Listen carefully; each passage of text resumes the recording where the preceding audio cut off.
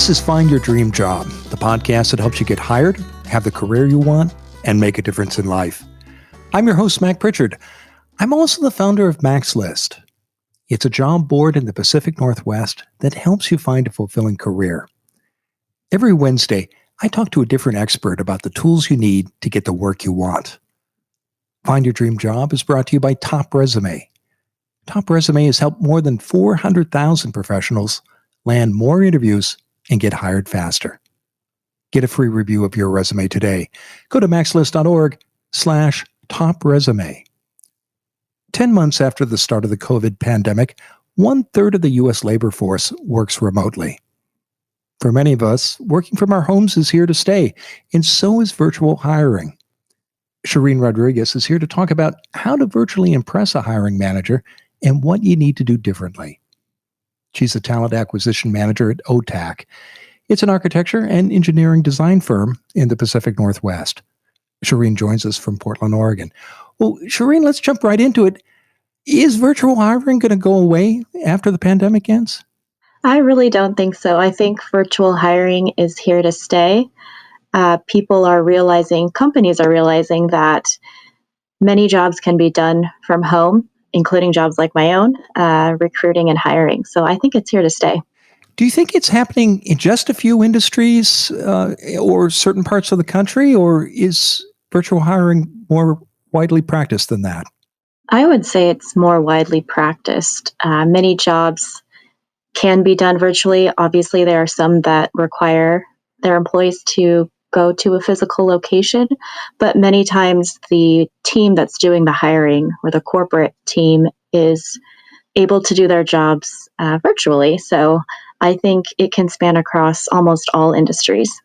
Many people have worked virtually for a long time, and there's been a lot of talk about remote work being just around the corner. It's been striking, don't you think, Shereen, how dramatic the change has been in such a short time? Why do you think that employers don't want to go back to the old ways? I think employers are saving money and realizing that sometimes employees are actually more productive, many times more productive working out of their home office. They are cutting out their morning commute. Evening commute, they tend to have a little bit more energy, maybe a little more sleep because of that. And for example, at my company, OTAC, we're not using as much office space. So we're giving up a couple of offices, and that's saving the company money. Some companies have always hired virtually. Is there something different today about the virtual hiring process that wasn't present before the pandemic? I would say the main difference is that, virtual interviewing is new for many candidates. So, in the past, if you had a virtual employee, they had their home office set up, they had a separate space and equipment technology dedicated to help them be effective in a virtual environment. Whereas today, I think some people are just learning the ropes on how to work from home. So there's a little bit of a difference there that I'm noticing. But that's why I'm here today, to help people figure out how to make a good impression. And do you think that employers have higher expectations now for candidates who are going through the virtual hiring process than they might have a year or 2 years ago? I don't know if higher expectations is quite the phrase that I would use. I think that it may be a little more difficult for candidates to convey certain things, level of interest or passion over a screen than it is in person. So I don't know that it's on the part of the hiring managers, but I do think that there are things candidates can do to make up for the fact that they're not physically there in person in the same room. Well, let's talk about that. What can candidates do, Shereen, to virtually impress recruiters like you? Mm-hmm. Well, I would say it starts with the mindset that even though let's say your first interview is with the recruiter or HR, or whoever it's with, it's still your first impression. So, pre-COVID, if you were going in for an interview, you would dress your best, kind of head to toe. prepare copies of your resume. Just be super prepared. Look up the directions to get to the interview.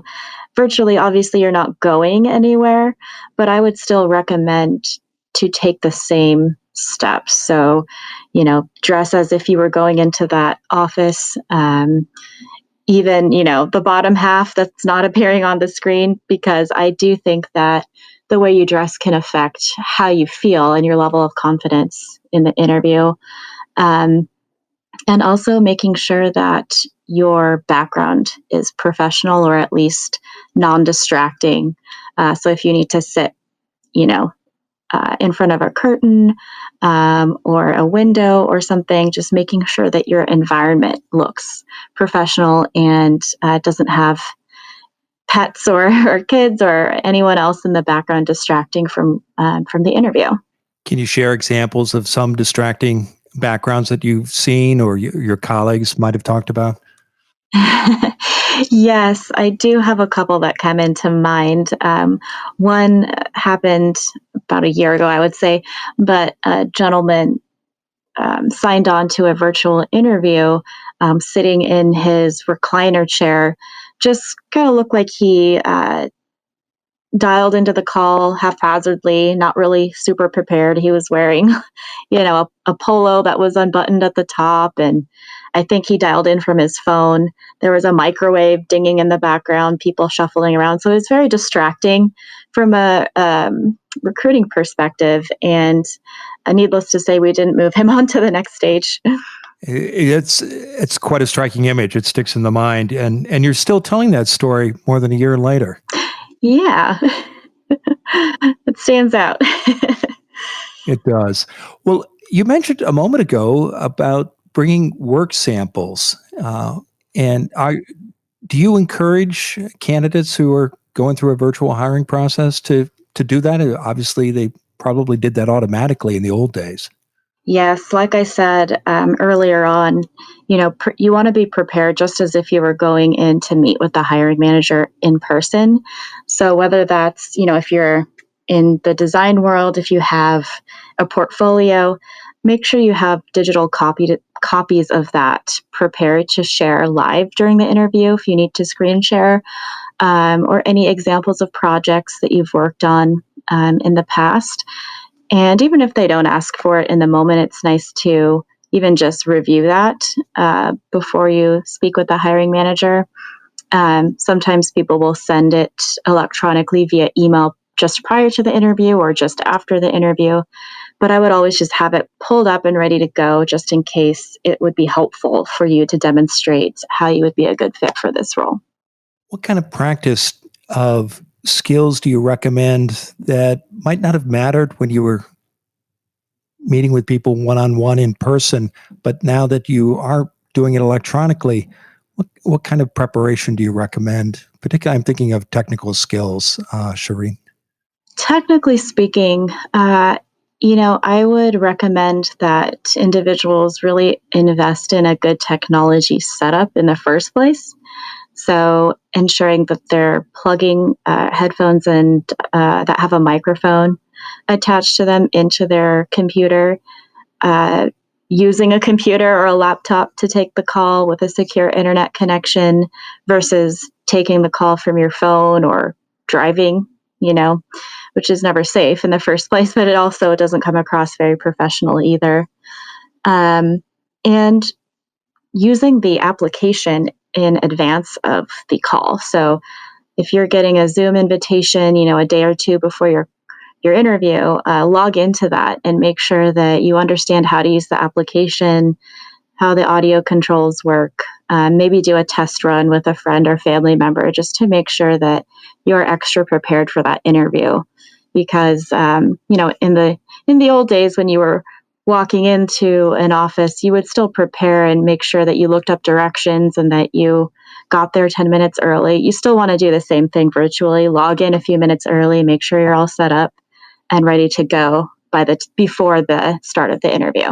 Everybody who's listening to the show has gone through a lot of changes in the last year. And I think as a result, people are more forgiving of simple mistakes. But as the pandemic goes on, what are you seeing among your hiring colleagues? Shereen, are recruiters still forgiving of simple mistakes, or as time goes on, is the expectation that you will do these things, and perhaps there's not as much patience as there might have been 7 or 8 months ago? That's a great question. I think that, you know, I'll always have some patience for technical glitches that just randomly happen, in the middle of a call.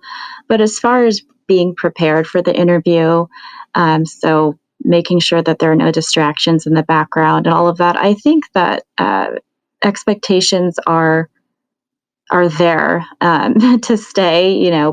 We've been in this kind of quarantine pandemic situation for many months. I want to say 6, almost 7 months now. And so I think it is an expectation that people take the time to think about their setup and prepare appropriately for the interview.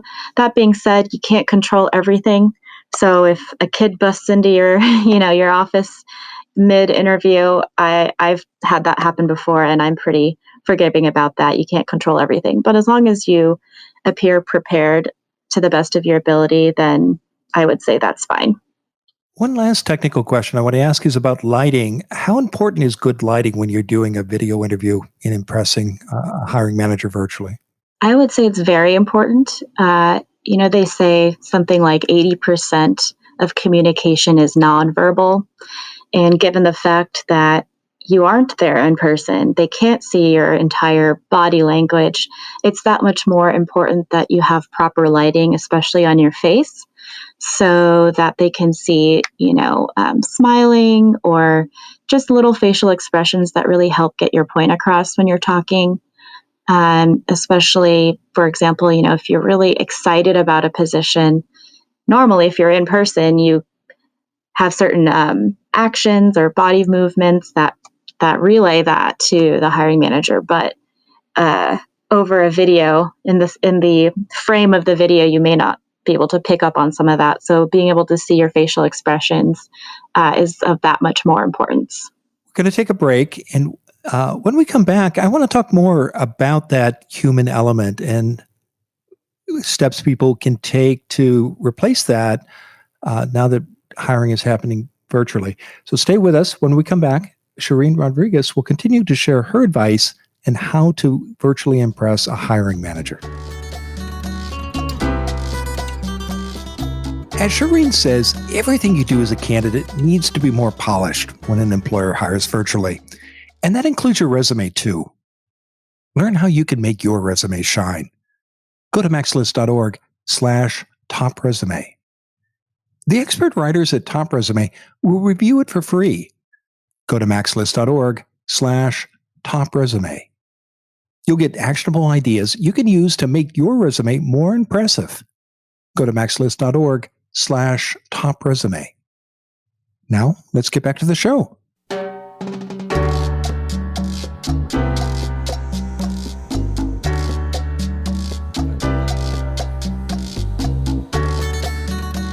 We're back in the Max List studio. I'm talking with Shereen Rodrigues. She's the Talent Acquisition Manager at OTAC. It's an architecture and engineering design firm in the Pacific Northwest.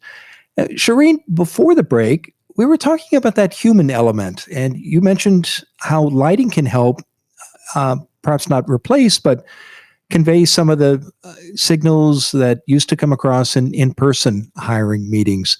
Are there other steps that candidates can take when they're going through a virtual hiring process that will replace that personal contact that would come from, say, small talk at the start of an interview or conversations as you walk down the hall before starting a formal meeting? Absolutely. Like you said, this is just a regular interview, just like if you were going into an office. It's okay to let your personality shine. It's okay to start off the conversation with a little bit of small talk, to crack some jokes, because at the end of the day, this is you're both getting to know each other, right? It's the employer interviewing you, but you want to get to know them and their personalities as well.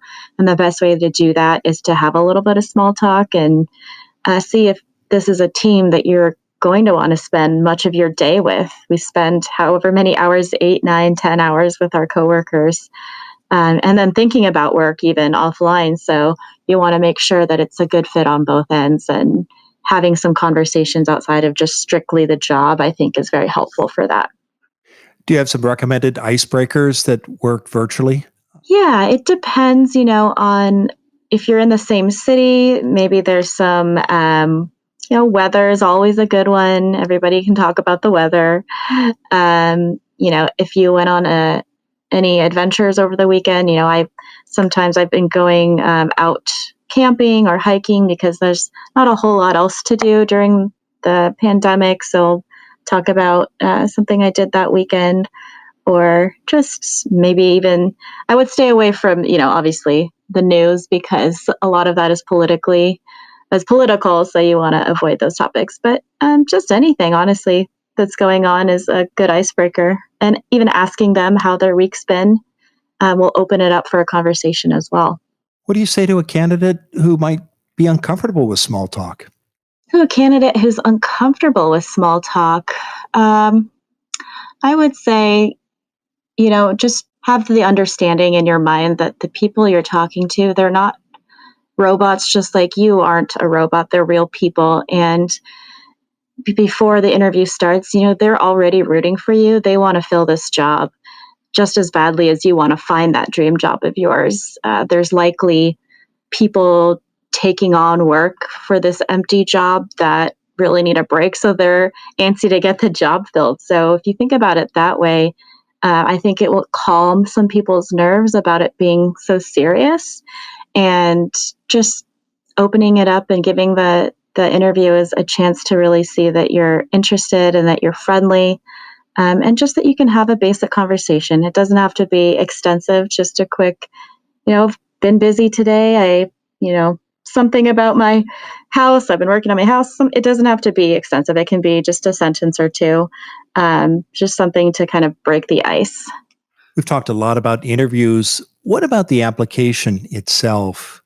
Shereen, what can a listener do with a resume or an application form or cover letter to impress a hiring manager virtually? Yeah, I would say because everything's virtual, it's even that much more important to be able to get across that first impression in multiple ways. And the resume and cover letter are one way to do that. So I would recommend going online. You can just Google search resume templates or cover letter templates. There are a lot of awesome templates out there that have a little bit of color, or they're pre-formatted where you just enter in your information and it kind of creates the resume for you.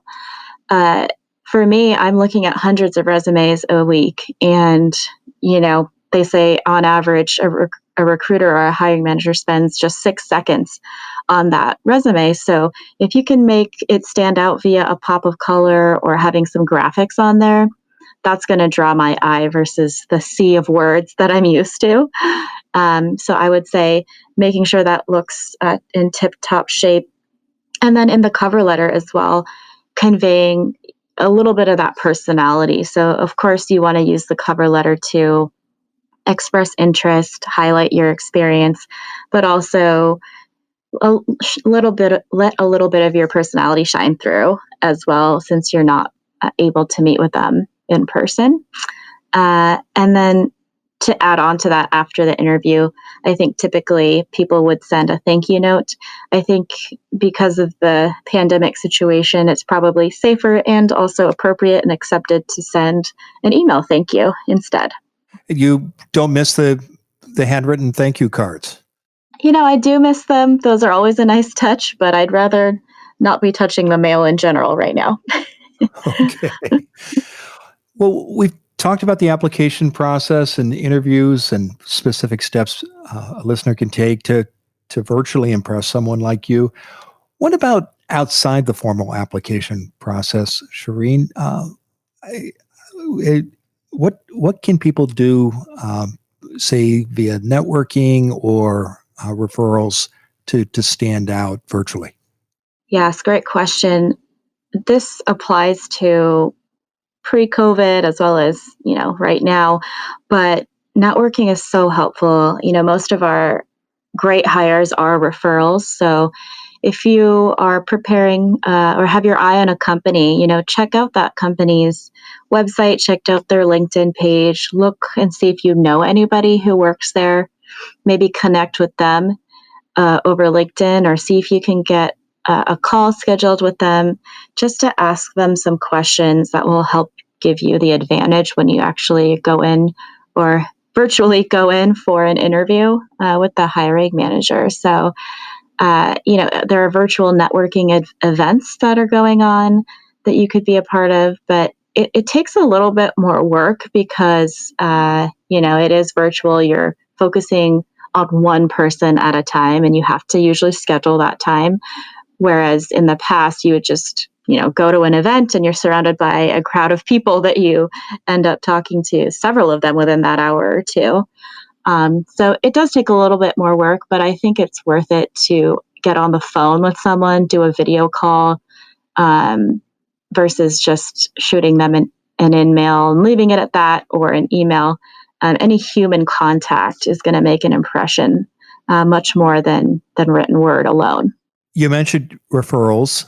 Why do they matter so much to recruiters like you? It's another way to stand out. And, if there's somebody in my company who's referring someone, obviously if that person's still employed here, chances are they're a great employee. They already know our culture, our vision, our values.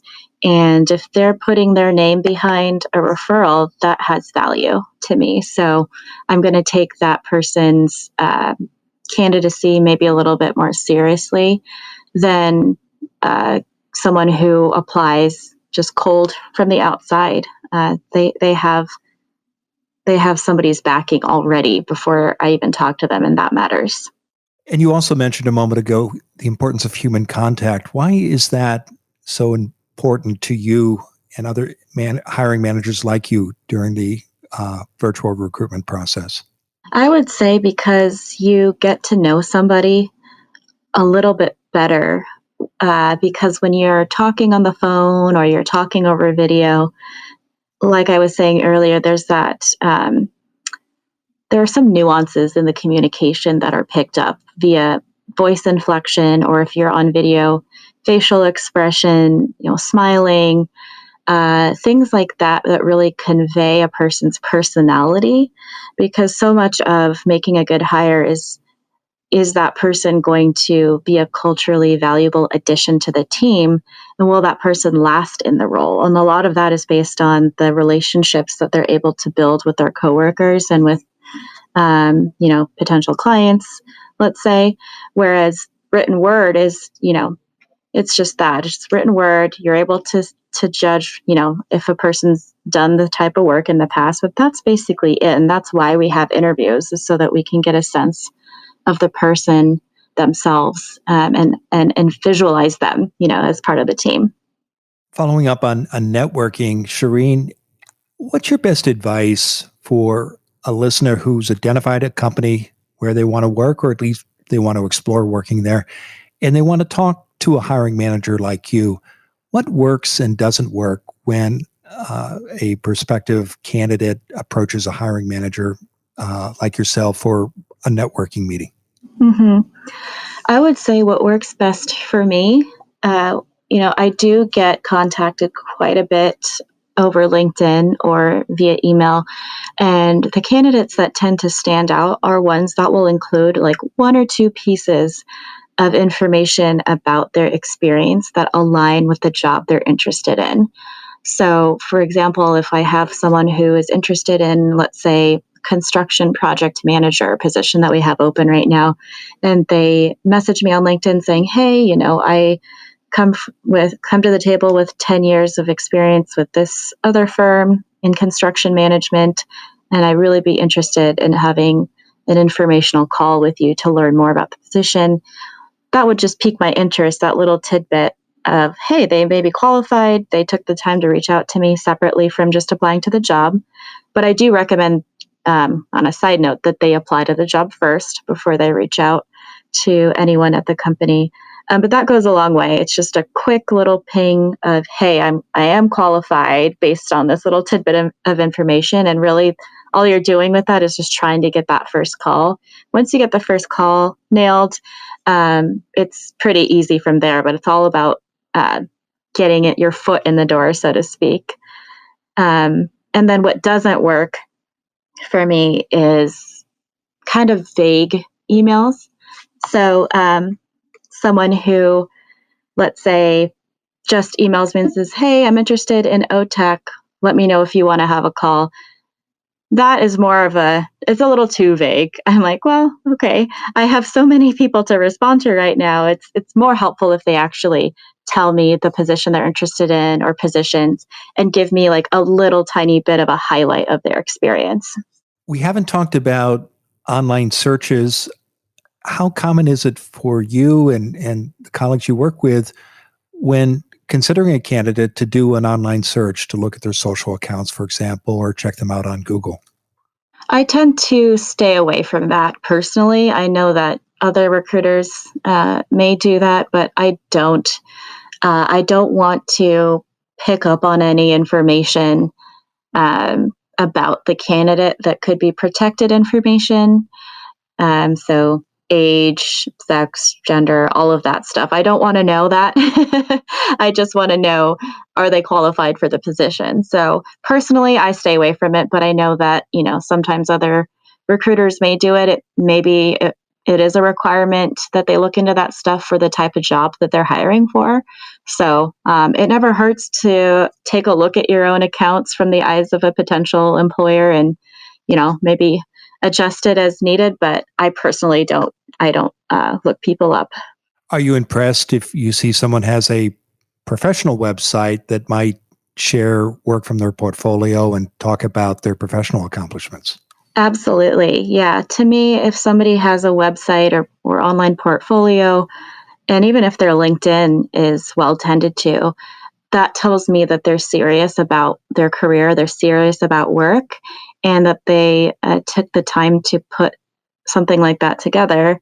It's just more likely that they're going to be dedicated to their position at my company if we hire them. Well, I've enjoyed our conversation. Shereen, now tell us what's next for you.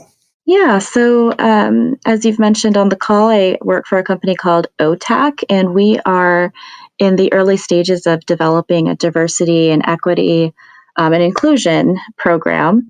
Part of that is working with Emerging Leaderships Internship Program, or ELI, and that is a nonprofit in the Portland area that helps it connects companies in the area with students of color for internships. So I'm really excited about partnering with them for summer of 2021. And we're kicking off that process here in a couple weeks. Well, great. Well, I know people can learn more about you and your work at OTAC by connecting with you on LinkedIn. And I hope they'll mention that they heard you on this show when they send you that personalized note. And they can also email you directly. And your email address is shereen.rodrigues@otac.com. We'll include links to your LinkedIn account and your email address as well in the show notes. Shereen, given all the useful advice you've shared today, what's the one thing you want a listener to remember about how to virtually impress a hiring manager? Be prepared. I would say it's all about preparation from the technology standpoint, having your resume and your work samples prepared, the way you dress, your background, all of that. Preparation is key, and it really goes a long way.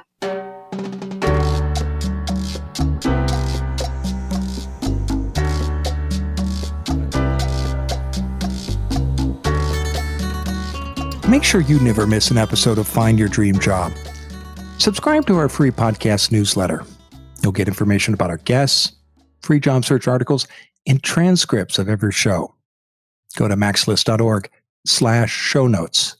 Again, that's maxlist.org/show notes. Until next time, thanks for letting us help you find your dream job.